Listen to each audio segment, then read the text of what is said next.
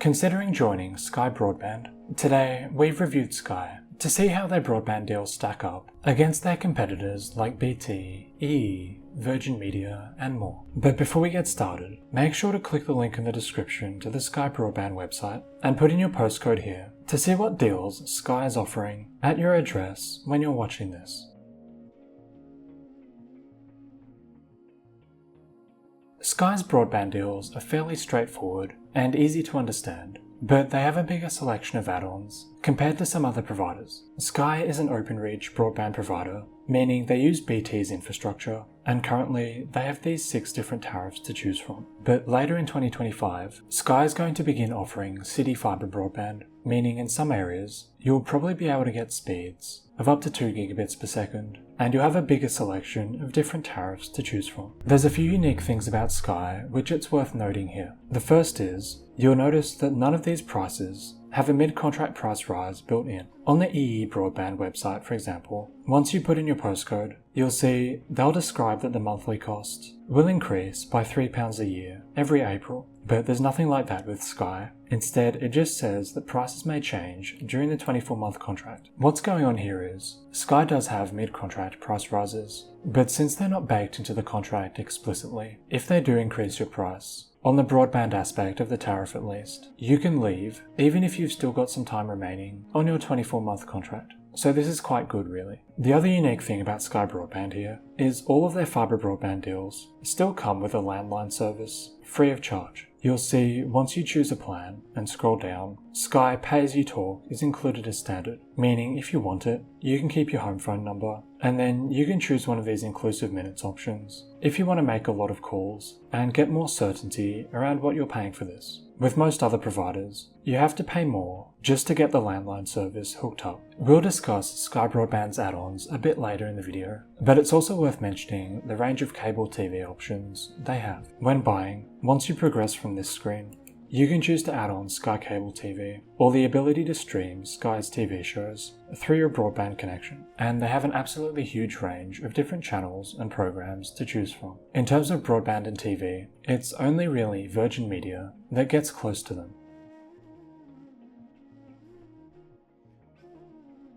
Sky Broadband is fast, but they're not the fastest broadband provider on the market at the moment. Currently, you can get a download speed of up to 900 megabits per second, which is the historic sort of maximum you've been able to get using OpenReach broadband. The issue is, some other OpenReach providers currently offer faster speeds. Comparing again to EE, for example, they have essentially the same range of packages here, these old OpenReach ones, you can get from Sky, but they also have this 1.6 gigabit option, which is almost twice as fast as the maximum 900 megabit you can get with Sky at the moment. The problem with this plan is, the upload speeds aren't amazing given the download speeds on offer and given what it costs. For most families, Sky Broadband offers plenty of speed, with good upload speeds as well, and a pretty decent minimum speed guarantee. Not all other providers have these minimums, so it's good to see this from Sky, because it gives you a guarantee that they'll fix any serious issue with your connection as soon as possible. And it's also worth mentioning, Sky Broadband is known for its consistency, but we've discussed this a bit more later in the video in the customer service section. Also, as we mentioned before, Sky has now signed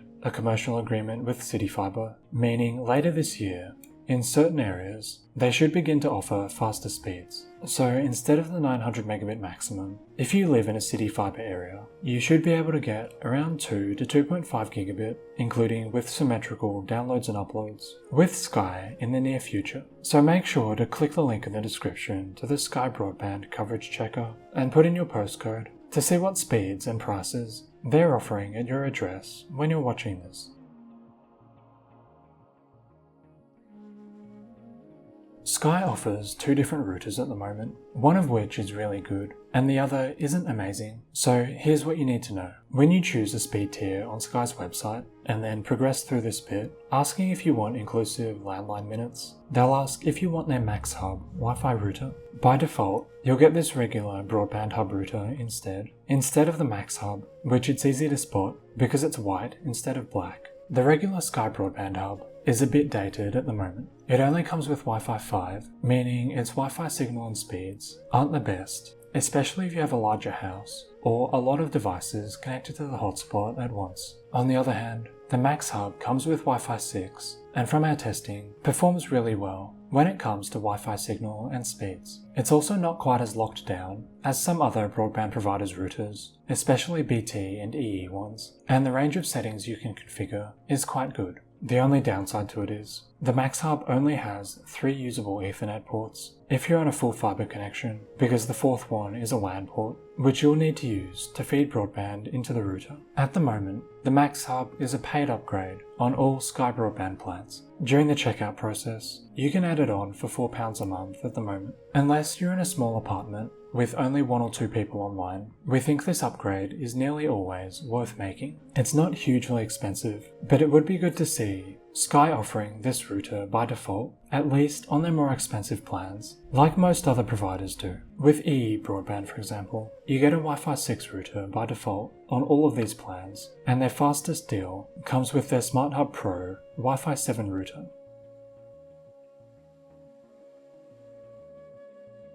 If you want broadband and TV, no matter how many channels you want, or whether you want to stream or get a TV box, Sky is a really good choice for this, thanks to the range of different packages and channels they have on offer. The cheapest, most basic option is to use Sky Stream, where they give you this little box that plugs into your TV, allowing you to watch essentially whatever you want, whenever you want. But if you want a set-top box, and the ability to do things like record live TV, you'll want a Sky Q package, and they even offer the ability to buy a smart TV with Sky built in called Sky Glass with no upfront fee if you're in the market for a new TV. Then once you've chosen how you're going to get Sky TV with your broadband plan, there's a few different TV packages to choose from. These are the 2 main ones, giving you access to most of the cable TV channels you'd want to watch, as well as Netflix and Discovery Plus. Then you can add other plans, like Sky Sports and Sky Cinema as well. And it's also worth mentioning, Sky TV is delivered through your broadband connection, so you don't need a satellite dish, no matter how you're getting Sky TV channels. The good thing is, when you bundle Sky Broadband and TV, you can normally get a pretty decent discount. For example, full fiber 150 is £25 a month at the moment, but if you add it on to a Sky Stream plan, it's just £20 a month, making the overall package pretty good value for money. If you want cable TV, or the ability to stream cable TV shows, we think Sky is pretty unbeatable here. The one catch is, these days, Sky Q probably isn't worth buying unless you really want a set-top box. Sky Stream is much better value for money, and since you'll be streaming most of the shows you want to watch, for most people, there's probably not a lot of benefit of getting Sky Q instead of Sky Stream. Also looking at Sky's other add-ons, they're a pretty good choice if you want broadband and anytime calls. As we touched on before, landline calling is included with all of Sky Broadband's deals, and once you choose a speed, scroll down and you can choose to add on inclusive minutes if you don't want to pay per call that you're making. Not a lot of other broadband providers still offer these anytime calling options, so it's good to see this on offer from Sky. We like how simple they are. The 3 packages to choose from cover basically whatever you'd want from an anytime calling point of view, and they're not bad value for money, given what other providers are charging for anytime calls at the moment. Although the Talk Anytime plan is a bit expensive, costing nearly the same amount as their Talk International plan, which doesn't make a lot of sense to us, but it's still less than what you'd pay for anytime calls with most other broadband providers.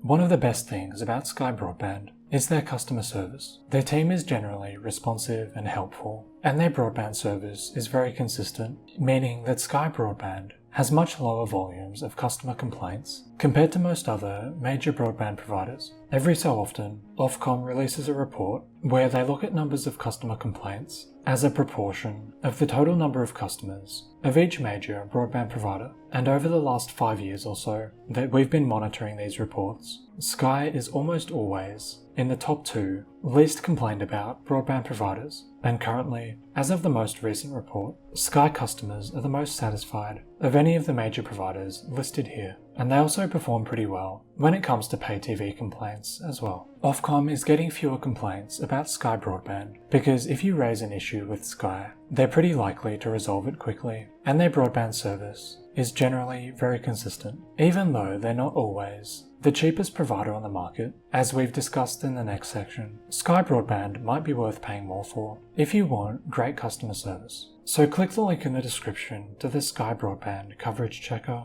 and put in your postcode here to see what deals they're offering at your address when you're watching this.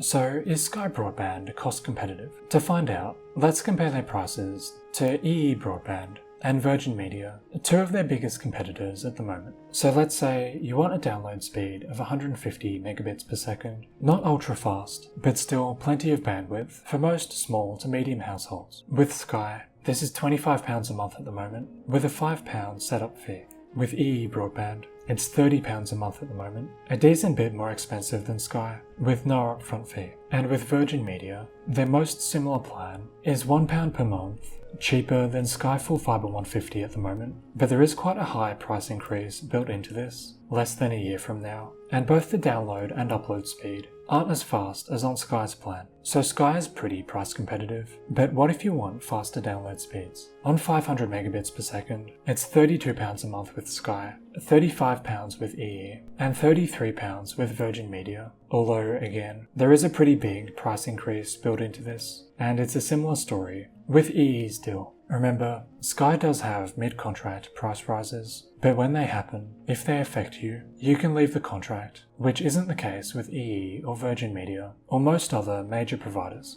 So we think Sky Broadband does offer good value for money, especially given how consistent they are, and how good their customer service is. The one catch is though, on top of these prices, you should probably budget a bit extra to include the Sky Wi-Fi Max Hub if you need a better router with Wi-Fi 6. And it's also worth mentioning, the relative prices of these plans don't always make much sense. For example, Full Fibre 75 is more expensive than Full Fibre 100, even though it's a decent bit slower, and Full Fibre 150 and Full Fibre 300 are the same cost, even though the faster plan has double the download speed at the moment. Click the link in the description to the Sky Broadband coverage checker and put in your postcode here to see what deals they're offering at your address when you're watching this. If you're in the market for a new broadband provider, we think Sky is almost always worth looking at. Their prices are pretty reasonable, especially given how good their customer service is, and they're a really good choice if you want broadband and TV, still need to use your landline, potentially with an anytime calls plan, or you just want a simple plan with good speeds and really good customer support. The only situation where Sky isn't the best choice is if you want extremely fast download speeds of more than a gigabit per second, although Sky should be adding this later in the year in certain areas, and it would be good to see Sky offer their Max Hub router free of charge on at least some of their more expensive plans. But make sure to click the link in the description to the Sky Broadband website to see what deals they're offering at your address when you're watching this. And if you have any questions about Sky Broadband or choosing a broadband provider more broadly, drop us a comment below and we'll get back to you as soon as we can.